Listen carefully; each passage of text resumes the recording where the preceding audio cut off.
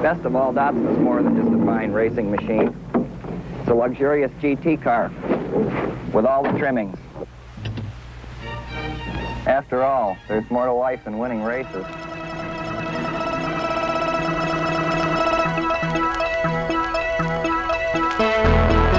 There are just a handful of vehicles whose importance spans multiple generations. The kind of car that automotive enthusiasts of any age can get together and agree is beautiful, is timeless, is an icon. The Datsun 240Z is one of those cars. Inspired by British and American sports cars, Nissan set out to create a driver-focused coupe that would outcompete its rivals, turn heads wherever it went, and show the world that a Japanese company could build a reliable, performance-oriented car, all on an affordable budget. Not something that surprises anyone these days, but in the 1960s? When development of what would become the 240Z began, Americans' opinions of Japanese cars was largely unfavorable. They derided the imports as cheap knockoffs, built with questionable quality and poor reliability. Toyota had been chased out of America in 1961 as a result. But Nissan was committed to showing Americans it knew a thing or two about quality engineering and beautiful styling and performance. In other words, and in a phrase both cultures understand, Japan was ready to play ball. I'm your host, Rick Pierce, and this is the second episode in our series on the history of the Nissan Z car.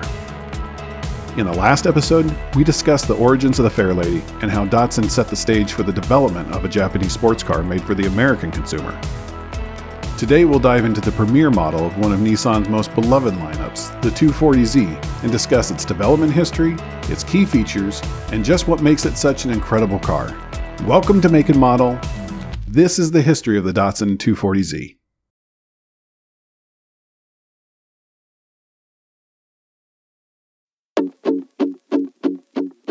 Nissan and the Z car?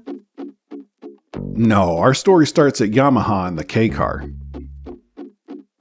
A K car is the smallest classification of Japanese automobiles, and in 1958, when our story begins, had to have an engine size of 360 cc's or 0.36 liters or less. The K car, short for K-Jidosha, which means small automobile, was a classification of car created by the Japanese government following World War II to stimulate car ownership and build the country's automotive sector. K cars had less strict licensing requirements, smaller taxes, and were exempt from parking space ownership that larger cars required. Yamaha, who had some very popular motorcycles, ever heard of them, decided to try their hand at K cars. It didn't last long. The market was already swamped. Yamaha quickly bowed out.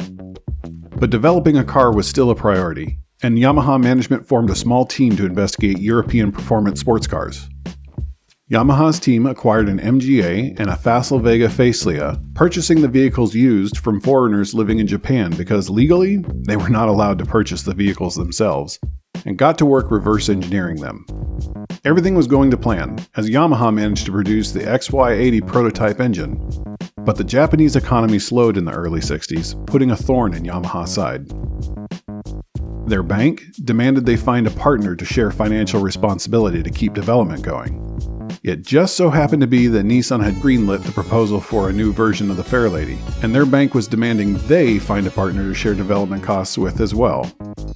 The request was simple: a two-seat sports car built on a steel monocoque body with separate subframes, a long nose, a fastback rear, pop-up headlights, front and rear disc brakes, and a 2-liter engine.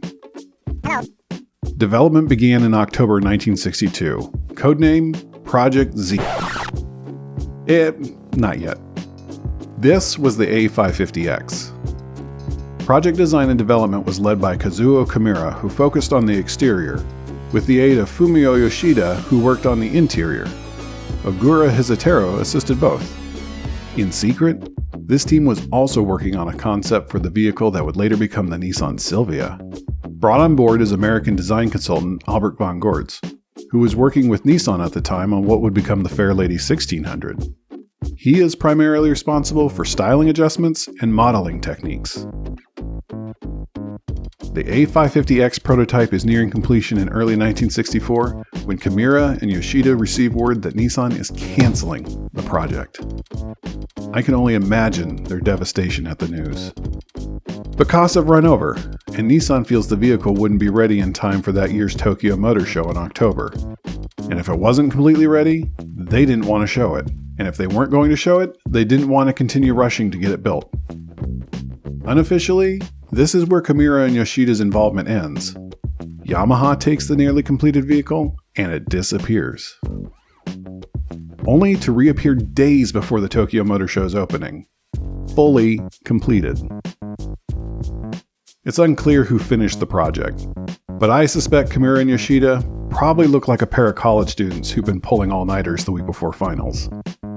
But Nissan had officially canceled the project, and it still wouldn't be shown at the booth that year. Management stuck to what it said. Yamaha quietly took the finished A550X, and it vanished. Forever this time. Mostly. The following year, at the 1965 Tokyo Motor Show, Toyota unveiled its newest sports car, the 2000 GT. It was a two-seat sports car built on a largely steel monocoque body with separate subframes, a long nose, a fast back rear, pop-up headlights, front and rear disc brakes, and a 2-liter engine. Shocking no one, Toyota announces it partnered with Yamaha to develop the car. The 2000 GT remains one of the most important and influential cars of all time. Not just Japanese sports cars, but cars. It took the show by storm. It was all anyone seemed to want to talk about. And then Toyota announced it was re-entering the American market. And then James Bond was driving the car around on the big screen. Nissan was, let's say, dismayed.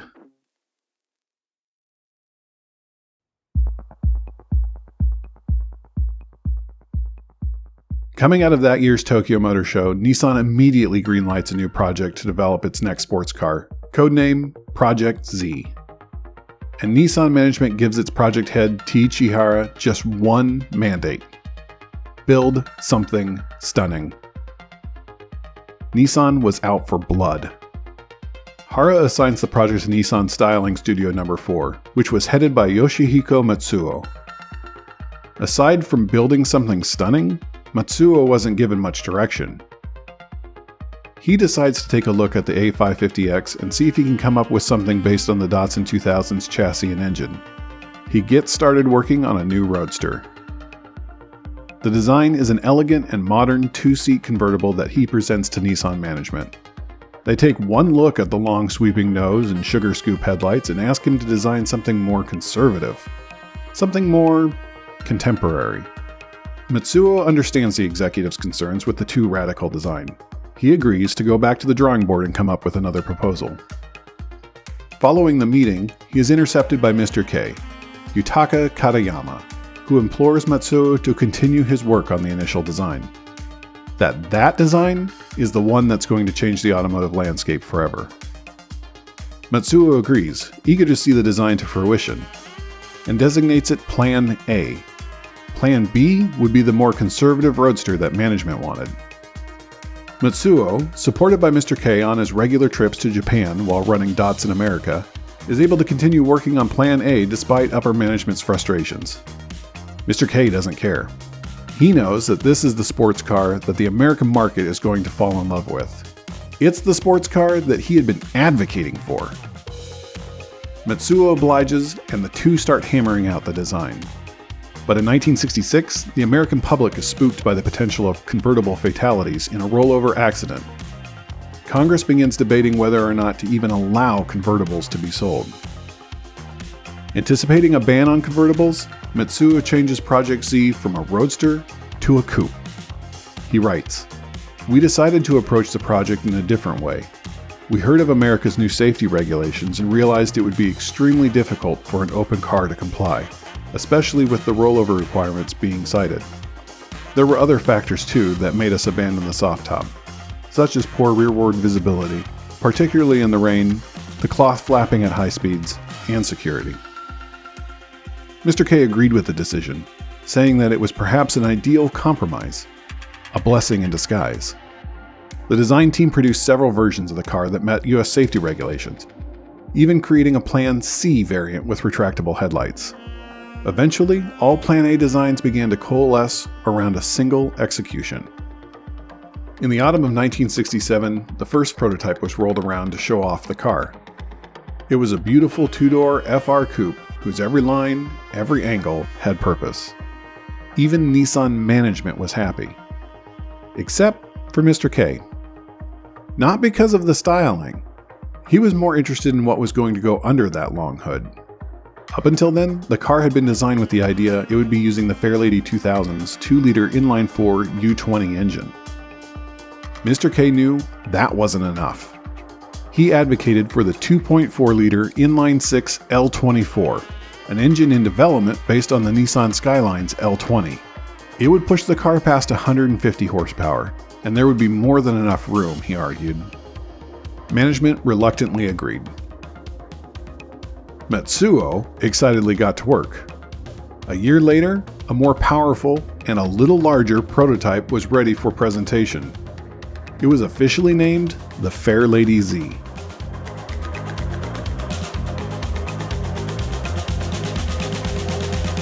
Japanese government inspection gave it the green light, US safety inspection gave it the green light, Nissan management gave it the green light. It was going to production. Curiously, the Fairlady Z featured another badge on its C-pillar, 240Z.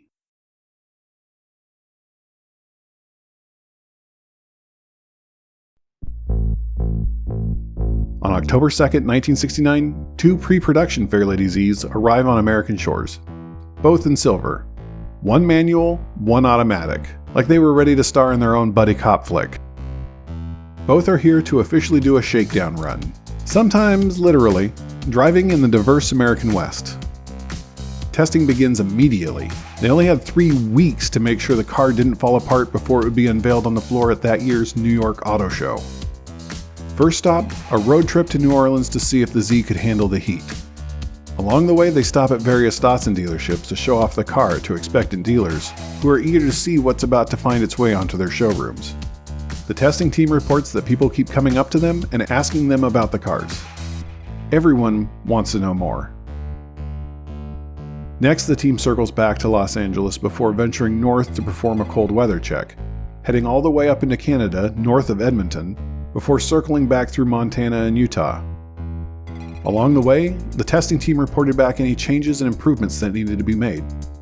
The engineering team in Japan started working on modifying the cars so they work best in the American market. It was no easy task. The angle between the differential and half shafts was too great and caused vibrations that needed to be addressed. Moving the differential forward reduced the vibration, but then it would occupy the space where the gas tank was. Reducing the size of the gas tank resulted in diminishing the car's driving range.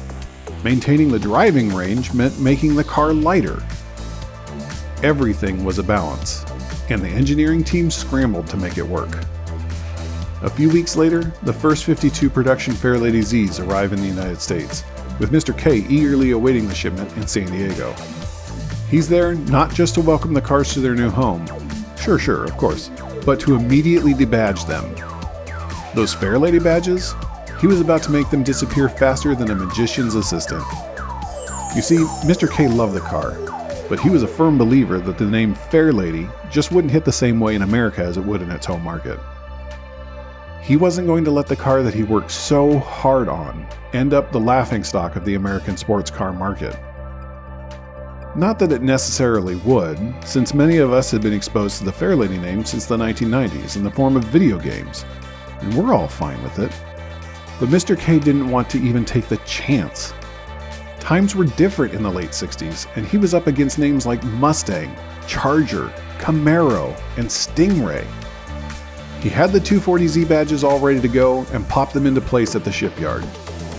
He grabbed a few and whisked them away to be immediately presented in that year's New York Auto Show, where the 240Z would be officially introduced to the American consumer.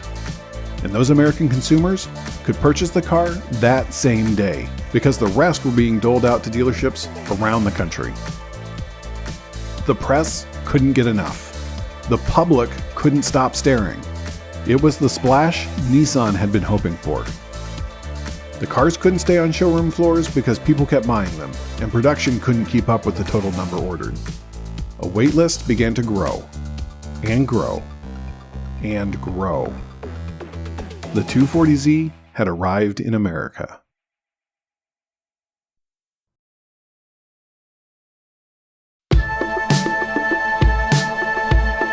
The Datsun 240Z, known in Japan as the Fairlady Z, was a front-engine, rear-wheel drive FR two-seat coupe. It's often referred to by its model name, the S30. Exterior styling includes a long, front-hinged hood with a pointed ridge in the center, a rectangular front grille bisected by a chrome front bumper, sugar scoop headlights, a hardtop on all models, and a badge on the C-pillars. Inside, hallmark characteristics are that all 240Zs were two-seaters and have 3 pod gauges above the center console that harken back to the 1500. The 240Z was 4,115 millimeters, or 162 inches long, 1,630 millimeters, or 64.2 inches wide, and had a curb weight of 2,150 pounds for the Series 1s and generally around 2,400 pounds for the later series. All 240Zs came with the Nissan L24 2.4-liter naturally aspirated inline-6 that produced 151 horsepower and redlined at 7,000 RPM. The Series 1s were roughly the 1970 and early 1971 models, where the Series 2 were only in 1971, and Series 3 and 4 were roughly 1972 and 1973 model years. I say roughly because production changes mid-year mean some of the characteristics of one series ended up in another. The quickest way to identify a Series 1 is to check the C-pillar badge. Series 1 has a 240Z emblem, and Series 2, 3, and 4 have a Z emblem that also acted as an air vent. The rear hatch on the Series 1 also has vents below the rear window. Inside, the Series 1 speedometer started at 20, whereas the later series speedometers started at 0. Series 3 added rear window defroster lines that continued into Series 4 models, and Series 4 cars had many updates to meet new federal safety and emission standards, notably new carburetors, 2.5 mile-per-hour bumpers, and illuminated ventilation controls. While never being officially offered in the United States, the 240ZG, the G standing for Grande, was a special competition version of the car offered in Japan so that Nissan could use the 240Z in the FIA Group 4 racing series for Grand Tourers. Approximately 500 were built between 1971 and 1972 for the Japanese home market, but Datsun offered the G nose as an optional item to American consumers. It added 190mm to the front and included covers for the headlights, which were not strictly street legal in the US at the time. The 240ZG optional body items also included fender flares and a rear deck spoiler. Competition springs, struts, and brakes were also offered to help boost performance. The ultimate version of the S30 was the Fairlady Z432. This one was also never offered in America, but a few have managed to make their way here over the years. One sold recently on Bring a Trailer for $250,000. The Z432 had a 160 horsepower 2-liter inline-6 S20 engine, the same engine used in the Skyline 2000 GTR. It's definitely worth it to keep an eye out in case you spot one.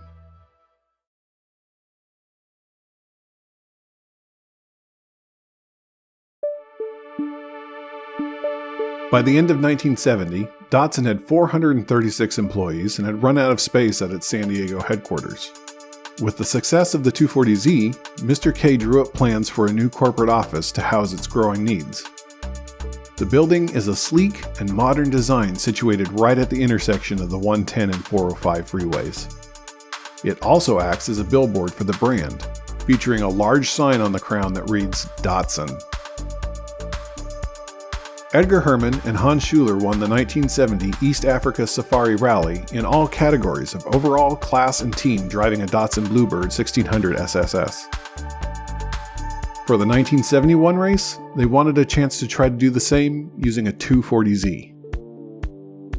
Only 19 entries even finished the 1970 course, out of 91 that entered, and those were mostly with cars that had proven themselves in the East Africa Safari Rally in years past.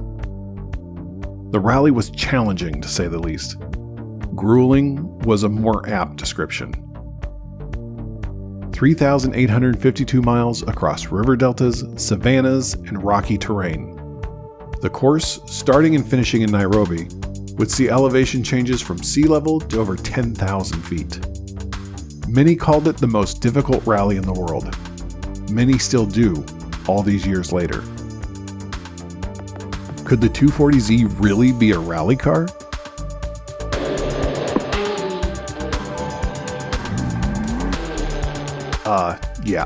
Yeah, it could. Edgar Herman and Hans Schuler took first again in 1971, driving the number 11 240Z. And that was first overall, in class, and team.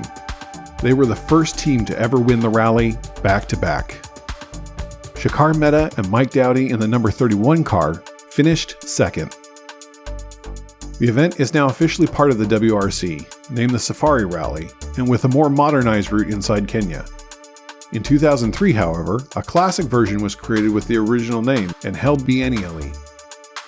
It requires entrants drive vehicles made prior to 1985. The Classic Rally's first winner? A 240Z driven by Rob Collien and Anton Levitan. In 1971, the Z proved itself at Monte Carlo as well, finishing second in class and third overall in 1973. In 1972, a 240Z finished second overall in the Southern Cross Rally in Australia. But the 240Z didn't just prove itself as a rally car. Peter Brock's BRE team, in partnership with Mr. K, entered two Zs in the 1970 SCCA C production class, John Morton's red number 46 and John McComb's blue number 3. Brock had been racing and winning with 2000 Roadsters, but was anxious to see what the 240Z could do. After resolving some early season mechanical issues that could be a whole story in of themselves, Morton ended up winning the SCCA National Championship at Road America, followed by Bob Sharp, who you may remember from episode 1, and who was also backed by Mr. K in his Sharp Racing 240Z, and McComb in third. The 240Zs swept the podium that year. Nissan, seeing the success of its new sports car as a race car darling, donates a 240Z to the Bob Bondurant High Performance Driving School so that it can be used to train future racing champions. Likewise, Nissan also donates 2 of the vehicles to the Ontario Motor Speedway to use as pace cars. The 240Z, sports car darling and now racing icon, captured the hearts of Americans and showed the world that Japanese cars were just as capable as their European and American counterparts. Nissan's designers and engineers had indeed built something stunning.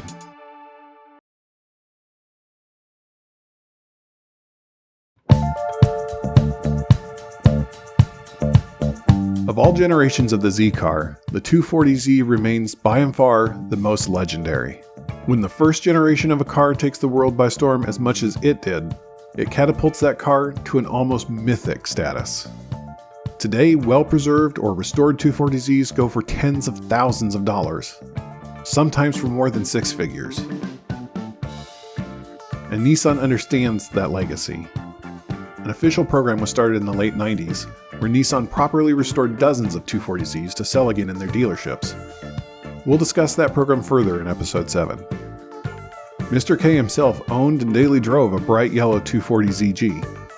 When he retired, he passed that car to his secretary, Johnny Gable, who promised to keep the car exactly as it was. And she did. Mr. K would continue to be seen with the car throughout the following decades, at Z car events and in promotional photos. As the value of 240Zs increases out of the generally attainable grasp of many of its fans, it lives on in a litany of video games, giving those the desire to drive the 240Z a chance to, at least virtually.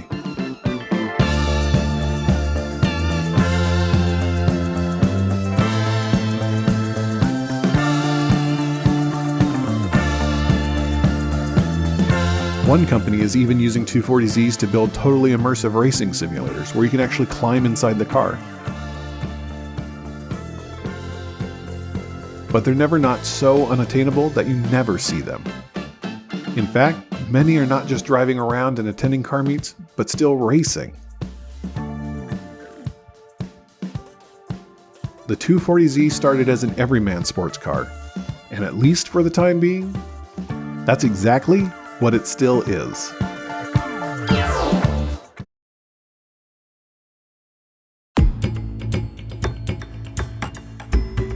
In October 1973, the Organization of Petroleum Exporting Countries, or OPEC, ceased exporting oil to the United States as an embargo for the U.S.'s support of Israel during the Arab-Israeli War.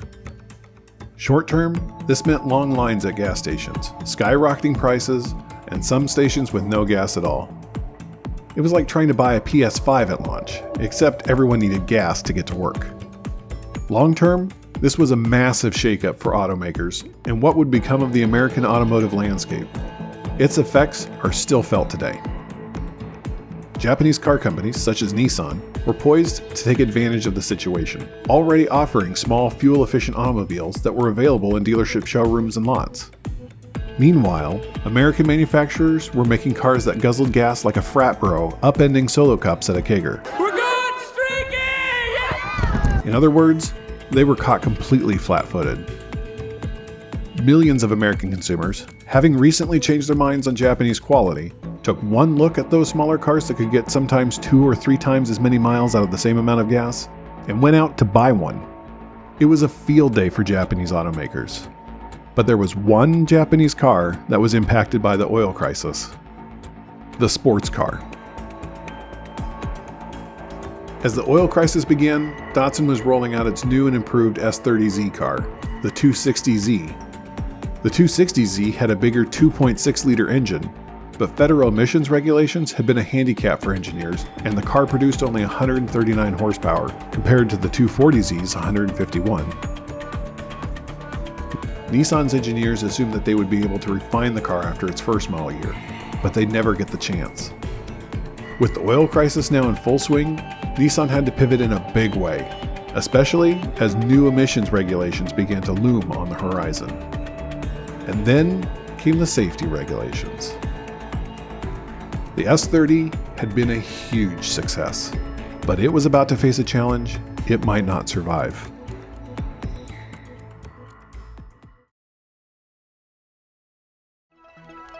Hey there, thanks for supporting my work with your viewership. If you like this video, please consider giving it a thumbs up or leaving a comment.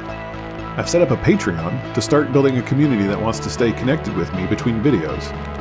There's a free tier option, so don't feel pressured to give financially unless you really like to support me turning this into a full-time thing.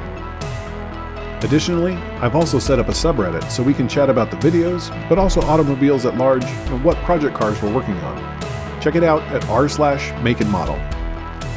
To see more of my videos as they release, please subscribe. The next episode on the history of the Z is how it weathers the effects of the oil crisis and safety regulations in the 1970s. The times, they are a-changin'. See you then.